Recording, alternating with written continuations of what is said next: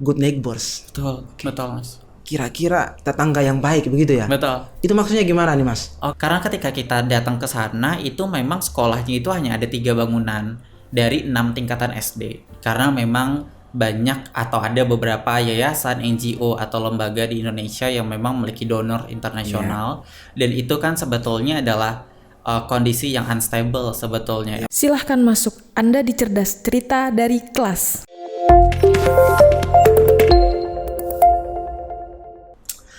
Halo, jumpa lagi Sobat Cerdas di podcast Cerdas, Cerita dari Kelas. Masih bersama saya Oka Golbertus, Tuan Tanah di Cerdas ya teman-teman. Tapi saya akhir-akhir ini senang kalau dipanggil Oka Golbertus, bukan Oka Golbertus. Dan episode kali ini sangat istimewa ya. Kita berhasil mengundang salah satu pemuda, salah satu orang yang mungkin sangat energik. Kebetulan mengikuti pelatihan local fundraising gelombang 2 di Yayasan Satu Nama kurang lebih 5 hari. Dan seperti biasa ya, kita selalu menculik peserta pelatihan untuk jadi tamu di Cerdas. Dan kali ini kita perkenalkan langsung ada Mas Putra. Halo Mas Putra, apa kabar? Halo Mas Oka, alhamdulillah sehat, baik. Mas Oka sendiri apa kabar? Saya juga kabarnya selalu sehat ya. Walaupun ya 5 hari Mas Putra, kita sama-sama bagaimana mengikuti karena kita penitia ya teman-teman. Mas Putra mereka menjadi peserta. Dan ya cukup menguras energi kurang lebih 5 hari. Oke. Sudah kemana saja Mas Putra di Jogja nih sejak datang? Dalam 5 hari ini tentu belum kemana-mana Mas Oka. Setelah ini berarti? Iya betul, karena 5 hari kita fokus sama kelas. Malamnya juga banyak ngobrol ringan, ngobrol santai sama teman-teman yang lain. Jadi belum ada rencana untuk visit. Tapi mungkin ini malam terakhir mungkin ada rencana untuk pergi visit lah. Sebelum balik ke Jakarta ya? Betul. Oke. Baik teman-teman, Sobat Cerdas, kita mungkin pertanyaannya yang sederhana dulu. Betul. Terkait Mas Putra ketika saya kepo-kepo sedikit di media sosialnya Yayasan Gugah Nurani ya. Kemudian di website saya membaca beberapa hal. Satu yang menarik itu soal ternyata induk sebelum kemudian di Indonesia dikenal dengan Yayasan Gugah Nurani ya. Itu ada namanya lembaga atau organisasi Good Neighbors. Betul Mas. Kira-kira tetangga yang baik begitu ya? Betul. Itu maksudnya gimana nih Mas? Oke. Sebetulnya Gugah Nurani Indonesia atau Yayasan Gugah Nurani Indonesia sendiri itu kita mungkin menjadi mitra atau menjadi partnership country atau negara kerjasama lah dengan Good Neighbors. Sedangkan Good Neighbors sendiri ini emang LSM yang memang mereka berdiri tahun 1991 Mas Oscar. Sejujurnya saya juga belum lahir tahun segitu. 91 ya? 91. Tapi mereka sudah berdiri di Korea yang memang waktu itu tugasnya bagaimana untuk saling bisa membantu satu sama lain, fokus pada nilai empati dan lain sebagainya. Dan mereka berdiri sebagai salah satu yayasan dengan status konsultatif juga Mas Oka dari Dewan Ekonomi dan Sosial dari Persatuan Bangsa-Bangsa. Setelah itu mereka datang ke Indonesia tepat pada bencana tsunami di Aceh. Waktu itu tsunami mereka datang pada tahun 2014 atau 2015. Lalu 3 tahun kemudian berdirilah Yayasan Gugah Nurani Indonesia. Jadi sejauh ini Gugah Nurani Indonesia sendiri sudah 15 tahun ada di Indonesia dan mengabdikan diri untuk memenuhi hak-hak anak. Jadi kalau kita buka websitenya Gugah Nurani keren tuh. Di bagian bawah ya kita scroll itu anak yang sudah dibantu betul. ribuan, terus kemudian bekerja di berapa wilayah itu semuanya lengkap di sana. Iya. Kalau kita tanya pribadinya dulu ya Mas Putra. Sudah berapa lama kerja di dunia NGO begitu atau sebelum ini pertama kali langsung setelah kuliah atau setelah itu lulus kemudian di Gugah Nurani atau punya pekerjaan sebelumnya? Jadi dasarnya memang sebagaimana mahasiswa pada umumnya waktu itu tidak pernah tahu apa itu dunia NGO pastinya gitu. Tapi kan kalau kita kuliah selalu dikenalkan sama Tridharma perguruan tinggi Mas Oka, selalu dimention gitu. Sampailah di satu titik ngerasa bahwa kok belum ada pengabdian ke masyarakat sama sekali ya. Maksudnya selalu ngabdinya itu ke BEM, ke kampus, organisasi gitu. Yang sebetulnya lebih ngabisin waktu dan tenaga sebetulnya gitu daripada untuk kuliah yang sesungguhnya gitu. Lalu kepikiran kenapa sih nggak ada hal ke masyarakat gitu. Lalu cobalah cari-cari waktu itu. Mungkin pertama kali ikut kegiatan NGO itu tahun 2017 akhir waktu itu. Tapi itu skalanya langsung internasional karena waktu itu berangkat ke daerah Aligarh di India waktu itu. India. Saya dan tim lebih kurang 30 orang waktu itu kita ke India bareng-bareng. Jadi membawa program terkait pendidikan karena problem dasarnya atau masalah dasarnya karena di India itu kan kastanya masih lumayan ya Mas Oka, sehingga ada beberapa kasta yang memang tidak mendapatkan pendidikan sebagaimana mestinya, sehingga tidak setara lah. Lalu pas kita lihat pun memang kayak sekolahnya dari infrastruktur itu tidak mendukung, murid yang overload gitu. Setelah pulang dari India lu mikir kayak kok India ya gitu, kenapa nggak Indo gitu kan, kita luas banget sebenarnya dari ujung sampai ujung. Lalu itu perjalanan pertama kerja sama NGO tapi statusnya belum karyawan atau apa, jadi hanya kontrak base atau project base. Jadi cuma dikontrak untuk beberapa project tertentu. Itu perjalanan pertama tuh ke Raja Ampat Mas Oka, Papua ya. Langsung diterbangin ke Papua, tapi ini nggak terbang dengan pesawat, tapi Terbang dengan melaut dengan kapal laut. Jadi berangkat waktu itu dari Surabaya, 5 hari 4 malam, lalu sampai di Sorong, ditempatkan lebih kurang tepatnya nama desanya tuh Desa Freewen di daerah Raja Ampat. Jadi satu pulau kecil yang Raja Ampat kan gugusan pulau juga sebetulnya. Jadi ada di situ kondisinya cuma ada satu desa yang kecil, ada satu SD juga, dan penduduknya mungkin tidak lebih dari 50 kepala keluarga hidup dan tinggal di situ. Di sana program konsennya kemana tuh, Mas Putra? Kita konsen masih pada dua hal, pendidikan dan kesehatan. Karena waktu itu kita juga sempat bekerja sama dengan ada dokter juga yang tergabung di tim kita waktu itu. Jadi kita fokus pada hal kesehatan dan juga pendidikan. Karena ketika kita datang ke sana itu memang sekolahnya itu hanya ada 3 bangunan dari 6 tingkatan SD. Jadi satu kelas itu dibagi 2 lah gitu. Kelas 1, kelas 2, 3, 4, 5, dan 6. Jadi sekolahnya kelas 1 selesai, nanti kelas... Mereka langsung ada sekat di tengah Mas Oka. Jadi ada sekat di tengah, tapi yang sebenarnya lebih menyedihkan itu adalah kondisi tenaga pengajarnya. Mereka tuh cuma ada 1 sampai 2 tenaga pengajar. Untuk ajar 6 kelas ya? Untuk mengajar 6 kelas. Dan itu pun sudah cukup lanjut usia. Sehingga akhirnya sekolah itu sempat tutup karena tidak ada perhatian.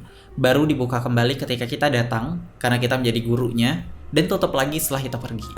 Gitu. Jadi bukanya temporary aja. Gitu.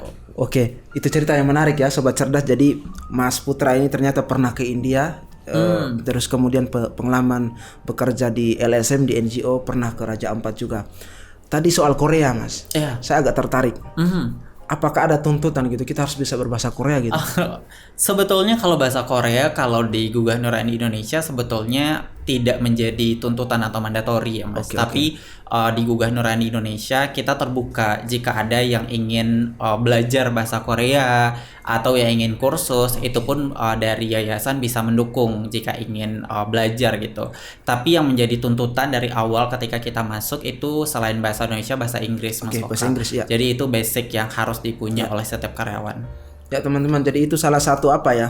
Sebenarnya bukan saya tidak menjadi sebuah tantangan, tapi sebenarnya kesempatan, karena kita bekerja di NGO ya, saya juga masih muda, kemudian itu ternyata kemampuan berbahasa Inggris itu sangat penting. Kan kita bersinggungan dengan pihak-pihak yang mungkin tidak seasal dengan kita dari Indonesia. Oke, Mas Putra, yang mungkin pertanyaan lanjutan soal pelatihan local fundraising gelombang 2 yang diikuti Mas Putra gitu, kurang lebih 5 hari. Mas Putra juga kan jadi apa ya, salah satu, kalau nominasinya apa tadi ya? Ada peserta terfavorit masuk nomor 2, lalu ranking 1 juga masuk nomor 2. Oke, jadi cukup apa ya, kita bilang berprestasi gitu ya. Di pelatihan kali ini pertanyaannya soal kenapa atau ada kebutuhan apa di Gugah Nurani ya sehingga mau terlibat berpartisipasi di pelatihan local fundraising Mas? Sebetulnya mungkin sama dengan concern yang Yayasan Satu Nama angkat, yang menjadi masalah dasar kenapa akhirnya local fundraising itu hadir ya Mas sebagai training. Karena memang banyak atau ada beberapa yayasan, NGO atau lembaga di Indonesia yang memang memiliki donor internasional, dan itu kan sebetulnya adalah kondisi yang unstable sebetulnya ya Mas Oka. Maksudnya kita tidak pernah memastikan apakah funding itu akan terus berjalan gitu. That's why kenapa Satu Nama melahirkan local fundraising gitu, dalam tujuan kita memahami lebih jauh untuk approaching donors yang sifatnya lokal atau dalam cakupan wilayah atau daerah kita. Hal yang sama pun jadi latar belakang kenapa dari Gugah Nurani Indonesia untuk ikut serta, karena pada dasarnya mungkin dari sisi funding memang kita saat ini itu masih fokus pada nasional dan juga internasional, Mas Oka. Sebetulnya internasional memang kita memiliki beberapa partner, dan nasional pun kita juga bekerja sama dengan CSR ataupun crowdfunding yang cukup besar di Indonesia gitu. Tapi memang hal yang paling penting saat ini yang perlu kami improve bagaimana untuk bisa masuk ke sistem yang lokal ini, Mas. Lokal dalam artian tidak mencapai skala nasional, tapi tetap bisa memberdayakan untuk cakupan daerah atau wilayah kerja kami. Apalagi memang Gugah Nurani juga di 15 daerah kan, Mas. Jadi harusnya potensi lokal kita tuh kan cukup besar sebetulnya. Benar. Dan itu hal yang belum pernah kita unlock. Karena itulah menjadi basic atau alasan dasar kenapa akhirnya kita bergabung di pelatihan. Terus kemudian soal ya mungkin ketika saya terlibat juga di sesi-sesi pelatihan itu, diskusi yang cukup hidup begitu dari peserta termasuk Mas Putra. Sebenarnya kalau melihat ya, mungkin tidak banyak hal yang baru begitu ya. Sebenarnya kita sudah lakukan banyak hal, tapi tinggal pasalnya kita susun aja gitu. Betul. Dari Mas Putra bagaimana itu soal apa ya hal yang baru atau kemudian hal yang sudah dilakukan selama ini? Sebetulnya yang menjadi hal yang menarik adalah saya dan beberapa teman-teman yang ikut pelatihan itu sebetulnya mungkin tidak memahami ada istilah itu mungkin, atau tidak familiar dengan cara itu. Tapi in fact atau pada kenyataannya kita sudah melakukan itu gitu. Ya. Cuma memang tidak pernah merasa bahwa ternyata ada sistemnya gitu. Ternyata ada alurnya. Ada teorinya. Betul, ternyata ada teori dan ada mekanismenya. Ternyata ada tindak lanjutnya gitu. Jadi memang beberapa hal banyak faktor, akhirnya itu faktor yang akhirnya muncul, ternyata ini, ternyata itu gitu. Dan itu memang akhirnya hal yang menarik sebetulnya dan hal yang bagus juga, karena akhirnya kita bisa memetakan kekuatan dari masing-masing peserta yang hadir. Karena kan setelah ini pasti tiap organisasi atau lembaga pasti memetakan ternyata kekuatan mereka di mana, kurangnya di mana gitu.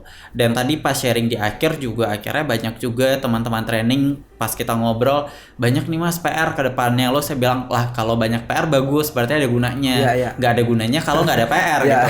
Kalau sampai nggak ada PR berarti kan nggak ada yang masuk gitu kan. Tapi kalau ada PR berarti ada hal baik gitu. Cuma yang paling penting dari pelatihan itu mungkin bukan mengubah semuanya, tapi konsisten dalam perubahannya sebetulnya. Karena kadang organisasi karena ingin langsung berubah gitu ya Mas, langsung ingin cepat, kadang lupa bahwa semua perubahan itu kan bertahap, nggak bisa dalam satu waktu sebetulnya.